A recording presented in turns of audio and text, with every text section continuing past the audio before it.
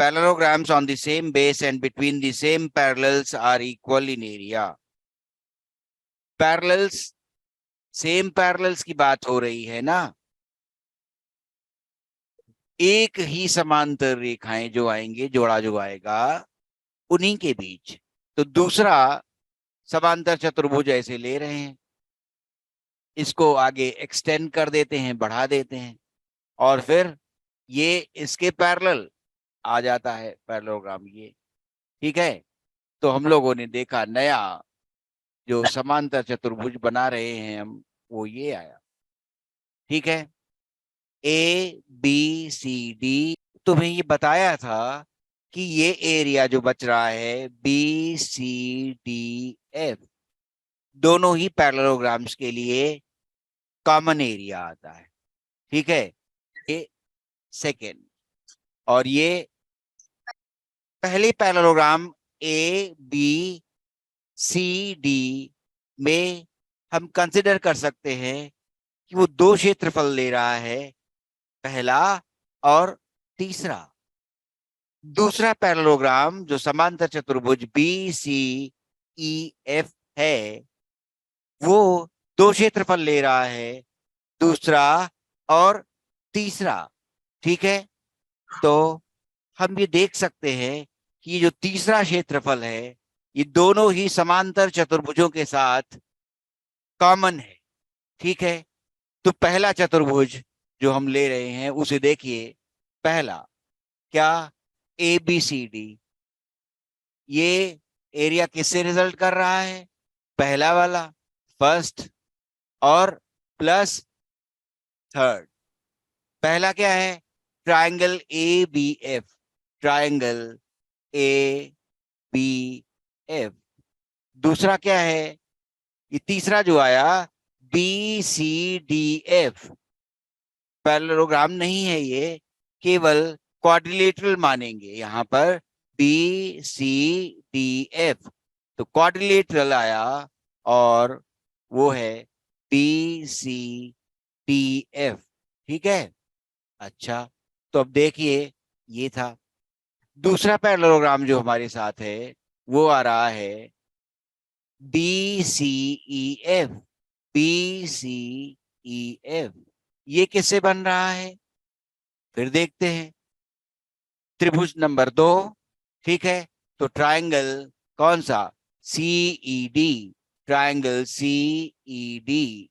फिर उसके बाद फिर से हमने देखा quadrilateral A B C D, दूसरा parallelogram B C E F, और ये दोनों पैरेललोग्राम इस कंडीशन के साथ कंसिडर किए जा रहे हैं कि these are lying between the same parallels. ठीक है, and on the same base. तो अब हम ट्रायंगल ए बी एफ और ट्रायंगल सीई डी को कॉन्ग्रुएंट प्रूफ करेंगे, सर्वांग सम दिखाएंगे। ठीक है, so let us consider triangle A B F and triangle C E D for congruency. समांतर चतुर्भुज के सम्मुख भुजाएं समांतर और बराबर होती हैं।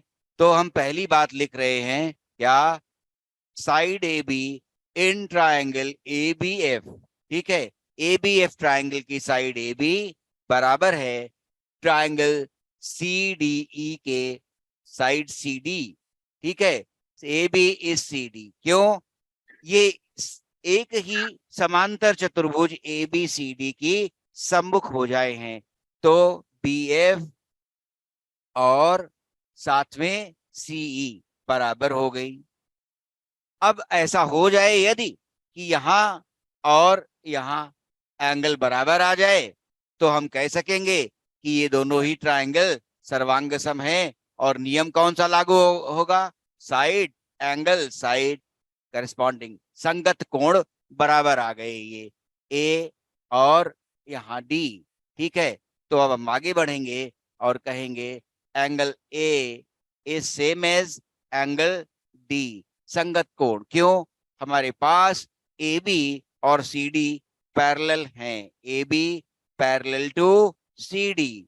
ठीक है, अच्छा, फिर हम और देख सकते हैं क्या, फिर से पैरेललोग्राम ला रहे हैं, या यहां देखिए तो ई और एफ को बराबर कह लेंगे। क्यों?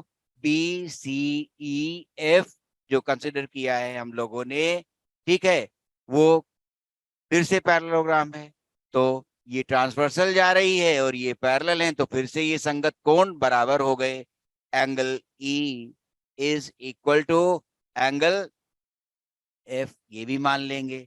ठीक है, क्लियर हुई चीज? तो यहां पर हम कौन सी साइड्स पैरेलल कह रहे हैं? P F parallel to C E. ठीक है, ये पैरेलल है, तो ये संगत कोण बराबर हो गए। ठीक है, यहां पर हमें मिले हैं संगत कोण। ठीक है, so this implies third angle, that is angle P will be same as angle Q S और ये A। तो एस ए एस से ये कॉन्ग्रुएंट प्रूफ हो गए।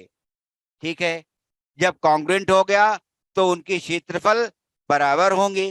ठीक है, और हमने देखा कि क्षेत्रफल 1 और क्षेत्रफल 2 बराबर निकल आए।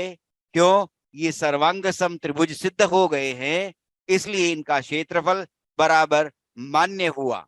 ठीक है, तो जब बराबर मान्य हुआ तो अब साफ दिखता है कि पैरेललोग्राम एबीसीडी और पैरेललोग्राम बीसीईएफ क्षेत्रफल में बराबर होंगे यदि दी हुई दशाएं थ्योरम की ये मानकर चले हैं। क्या?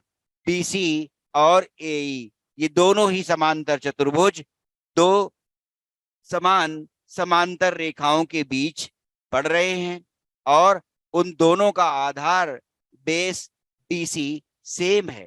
ठीक है, तो प्रमेय में ये दो दशाएं पहले से निर्दिष्ट थी कि दोनों ही समांतर चतुर्भुजों का आधार सेम होना चाहिए, एक ही होना चाहिए, और दोनों ही समांतर चतुर्भुज एक ही समांतर रेखाओं के बीच लाई कर रहे हों, तो एक ही जोड़ा जो हमारे पास समांतर रेखाओं का है वो बीसी और एई है, उसी के बीच लाई कर रहे हैं। ए बी सी डी समांतर चतुर्भुज दिया गया है, सी डी पर लंब आया है ए से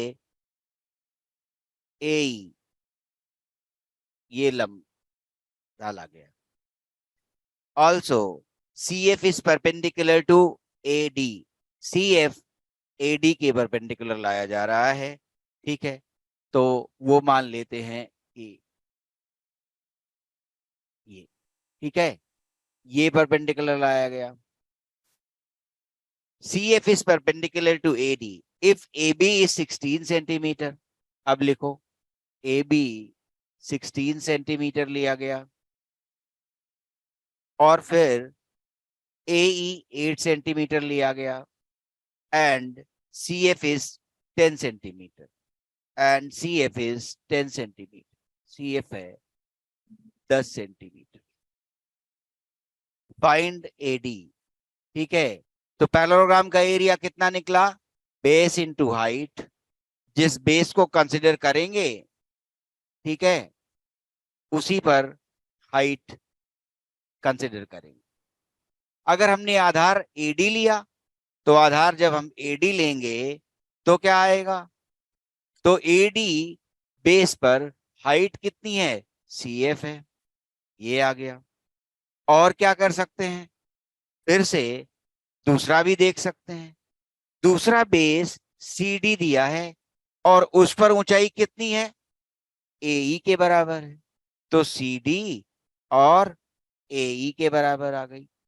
ठीक है, हम लोग सेम पैरेललोग्राम देख रहे हैं, इसलिए AD इंटू CF ये पहला और दूसरा CD कंसिडर कर सकते हैं। ठीक है, तो AB सेम एज CD ना, CD कितना आया? 16 सेंटीमीटर। फिर और कुछ दिया है? AE 8 सेंटीमीटर दिया हुआ है डायरेक्टली, AD पता करना है और CF दिया हुआ है।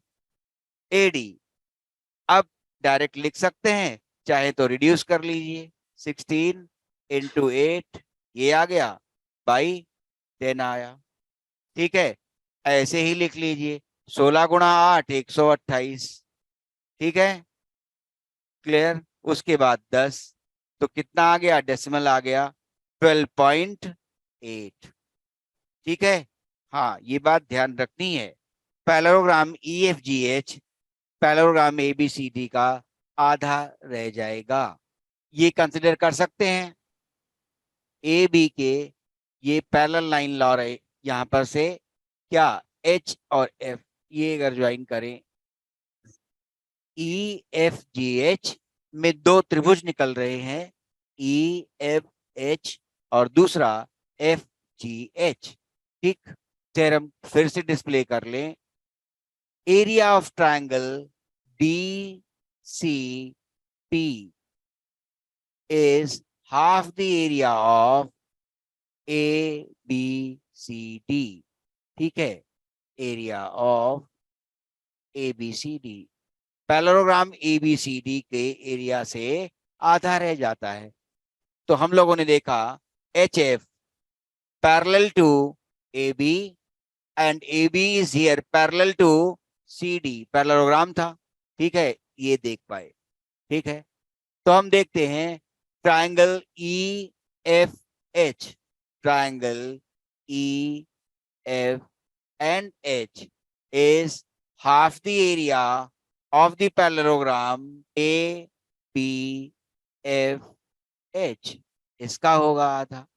दूसरा ट्रायंगल ले रहे हैं यहां, और वो कह रहे हैं ट्रायंगल FGH का एरिया। ठीक है, अगेन वो किसका आधा होगा, हाफ द पैरेललोग्राम FCDH। ठीक है, तो जोड़ने पर क्या मिलेगा, सीधा है, पहले लिख दें triangle EFH plus triangle FGH, जोड़ दिया, इधर हाफ है, कॉमन मिल रहा है, और ब्रैकेट के अंदर दो पैरेललोग्राम आए, ABFH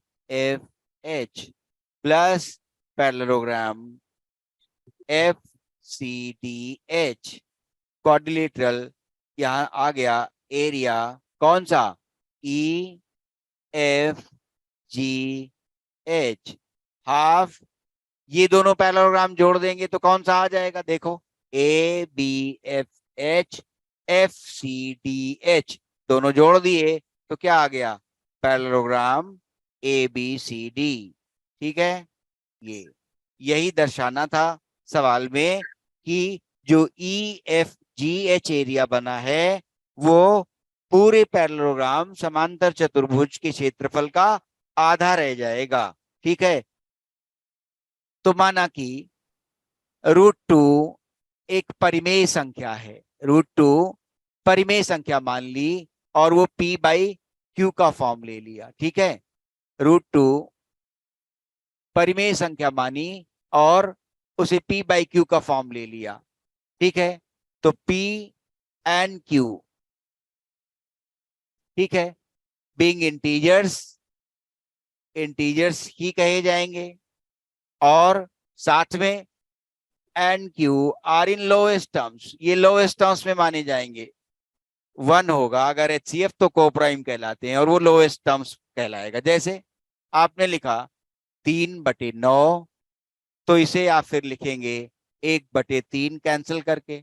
आपने लिखा 8/24, तो फिर आप लिखते हैं 1/3।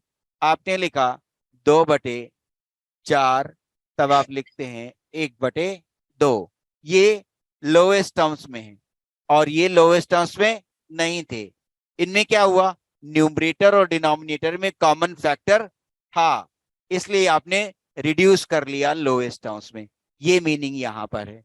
और अभी एक बात और शेष बची कि Q 0 नहीं होना चाहिए, स्क्वेयर कर लें तो क्या आएगा, तो P²/Q² इधर लिख लें और 2 कह लें।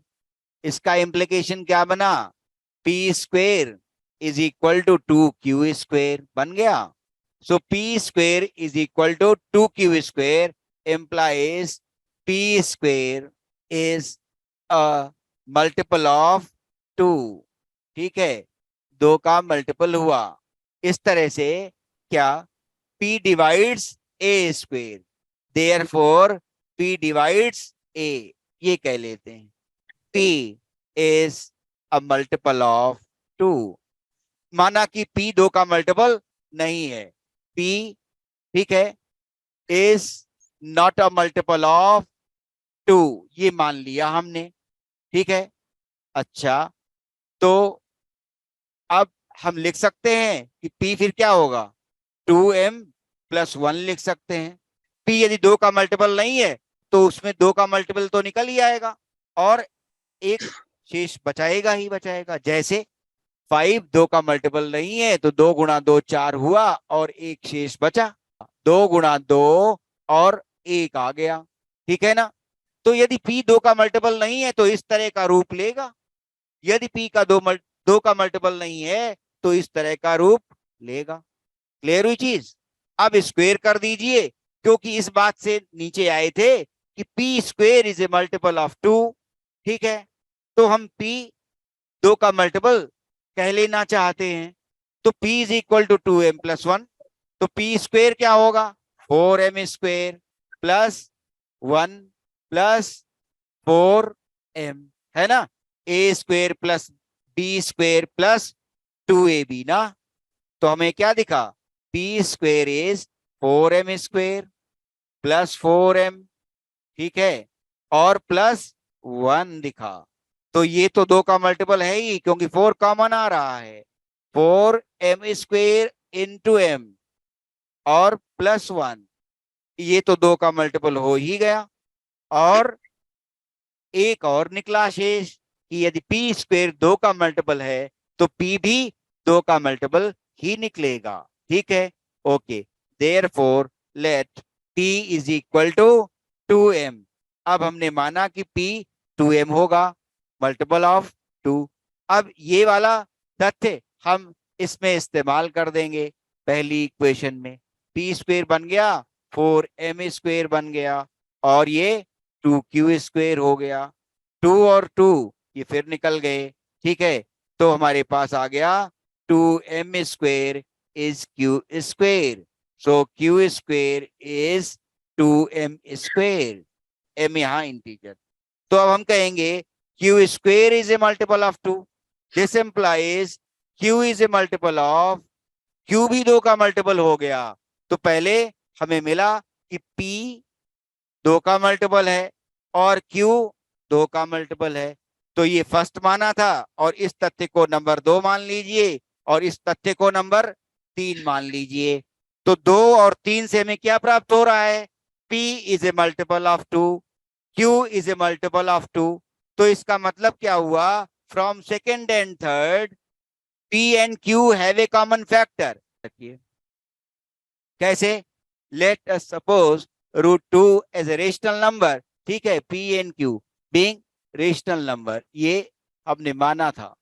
अब इसको मानने से विरोधाभास पर आ खड़े हुए, क्या कि P और Q कॉमन फैक्टर 2 अपने में लिए हुए हैं तो रिड्यूस हो जाएंगे, लोएस्ट टर्म्स में अभी नहीं थे। ठीक है, अतः हम ये कह सकते हैं कि √2 अपरिमेय संख्या ही सिद्ध हुई। क्या, √2 परिमेय संख्या नहीं है। क्यों, हम विरोधाभास पर पहुंच गए। ठीक है, रेशनल, इसे मानिए परिमेय। ठीक है, परिमेय मानकर एक विरोधाभास पर आकर सामना कर रहे हैं। ठीक है, एक विरोधाभास का सामना कर बैठे जो माना था, तो इसका मतलब है जो हमने माना था वो गलत है। ठीक है, तो उसका उल्टा सत्य है। तो √2 हमने परिमेय माना था तो उसका उल्टा अपरिमेय सत्य है, √2 अपरिमेय सिद्ध हो गया। PQ are any two points lying on side CD and AD। मध्य बिंदु नहीं है, कोई भी पॉइंट्स हैं ABCD, पैरेललोग्राम ABCD है। P and Q, ठीक है, CD और AD पर लाई करने वाले, ठीक है, कोई भी पॉइंट्स हैं। ठीक है, ये कोई भी पॉइंट P मान लिया कहीं भी, और फिर Q मान रहे हैं किस पर, AD पर, AD पर Q माना। अब वो त्रिभुज बना रहे हैं शायद, तो कहते हैं ए पी बी त्रिभुज बनाया है उन्होंने, A P B, A P B, ये त्रिभुज बना। तो बी क्यू और सी, तो बी क्यू सी ये आ गया, देखो ध्यान से, बी क्यू और फिर से सी। क्लियर। अब हमें सिद्ध करना है कि area A P B is same as area B Q C. Show करना है कि एरिया ए पी बी और एरिया बी क्यू सी बराबर होंगे। A B C D parallelogram A B और सी डी के मध्य है, और ट्राइंगल ए बी पी भी बेस ए बी और ए बी और सी डी के मध्य लाई कर रहा है। तो हमारी थ्योरम यही कहती है ना, क्या, कि ट्राइंगल ऐसे में आधा रह जाता है पैरेललोग्राम का। तो हम क्या देख पाएंगे, ट्राइंगल ए पी बी, ठीक है, क्या बन रहा है, area of triangle APB is half the area of parallelogram ABCD। समांतर चतुर्भुज ABCD का आधा रह जाएगा।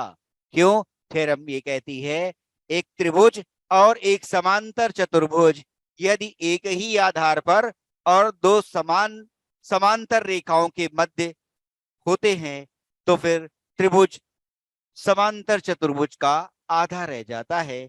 एरिया, अब दूसरा लेते हैं, ए पी बी हो गया, अब B Q C. B Q C में क्या हो रहा है, बीसी बेस सेम है, बीसी सेम है, और पैरेलल्स कौन सी हैं, बीसी एंड एडी। यहां अगर लिखना चाहें तो लिख लीजिए, क्या, सेम बेस ए बी, और पैरेलल्स कौन सी लिए, पैरेलल्स हमने जो लिए वो A B and C D.